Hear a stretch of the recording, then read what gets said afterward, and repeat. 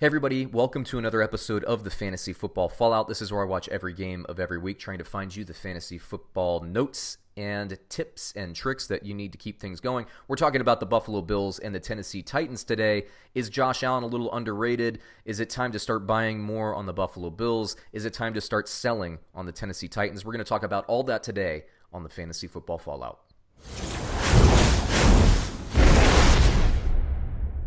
All right, everybody, let me just start with the Buffalo Bills.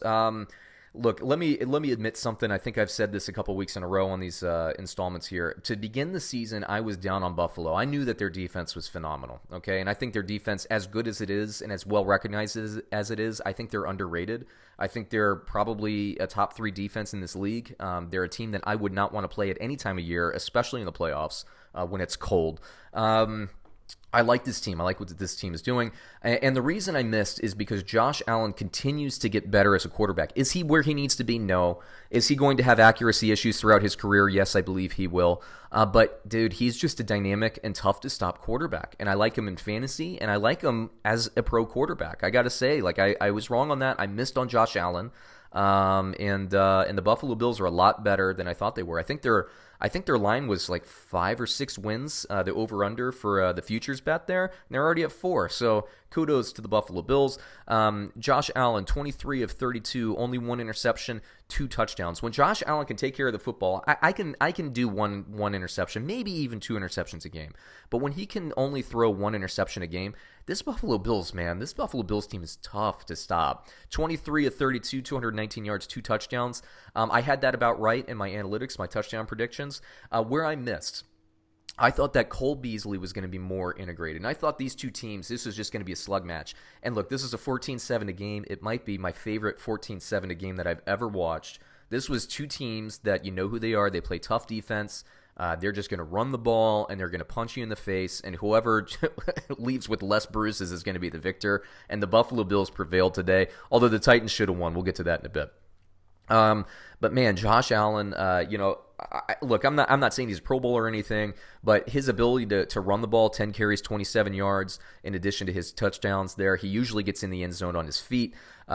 He's a good quarterback. I just don't want him to keep diving forward and taking hits like he did last week. I'm glad he played. I still think the Bills would have won this game if Matt Barkley had played too. I picked the Bills for a couple reasons, but like I said, Tennessee probably should have won the game.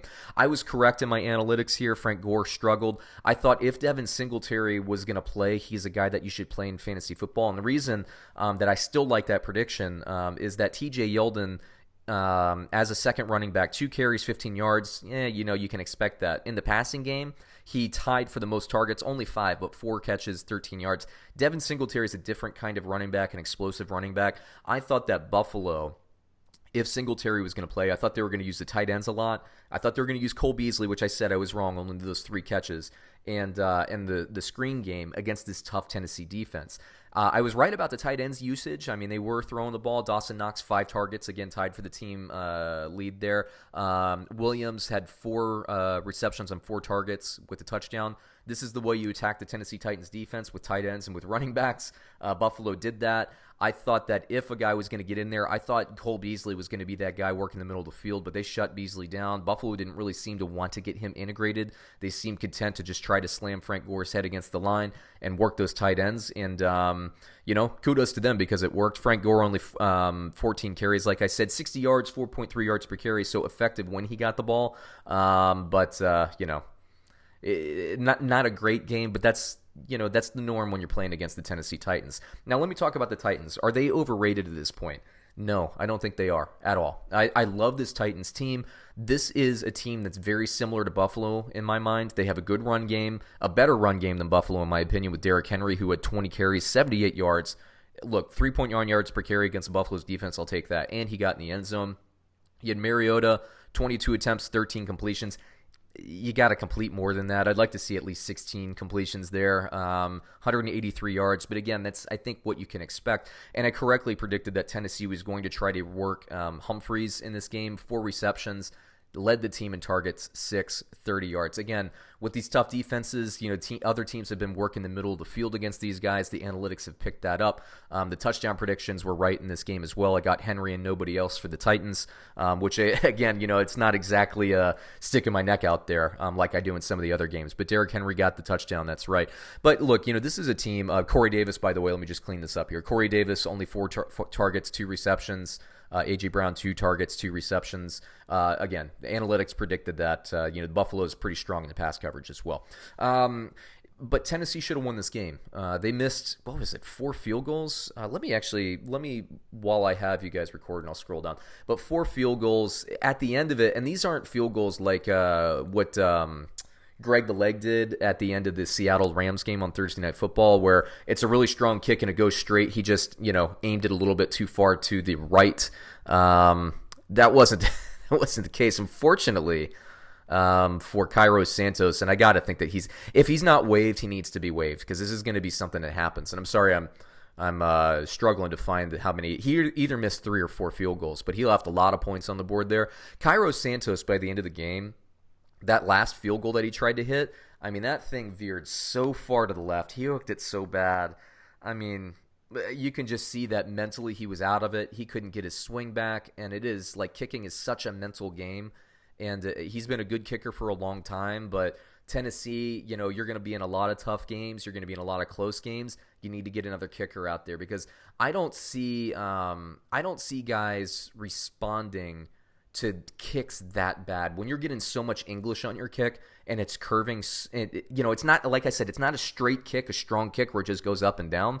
It's a nasty hook, a nasty draw. It's like a guy that can't hit a tee shot. It was just really, really, really unfortunate for the old Tennessee Titans and Titans fans there. The opportunity was out there for the win. Frankly, I think Tennessee should have won. I got the cover on my bet. I don't think I should have gotten the cover on my bet, but I'll take it because I got unlucky with some games earlier in the year. But this is a Tennessee Titans win. You should have won, but no disrespect to the Buffalo Bills, who I love. They continue to move up in my weekly power rankings. With a strong defense and a quarterback who, look, if Josh Allen can't get the pass game going, he can get it in the run game.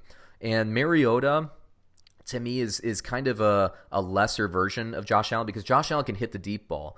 Mariota takes care of the ball better. He doesn't throw as many interceptions as Josh Allen will, but Josh Allen gets more big plays. I also like the Devin Singletary factor. I just like this franchise a little bit more, but both teams are very good, and I think Tennessee is not overrated. If anything, they're underrated, and they're still at 2-3 going to be very much alive in this AFC South.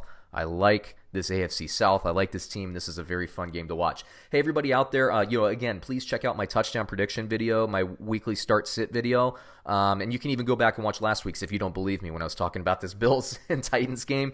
We did really well in analytics this week. Like I said, I did miss that Cole Beasley, but you can't be 100%, right?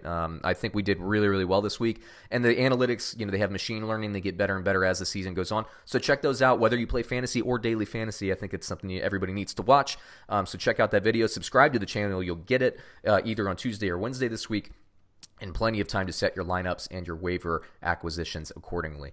Like, subscribe, and we'll catch you on another episode. Thanks a lot, everyone.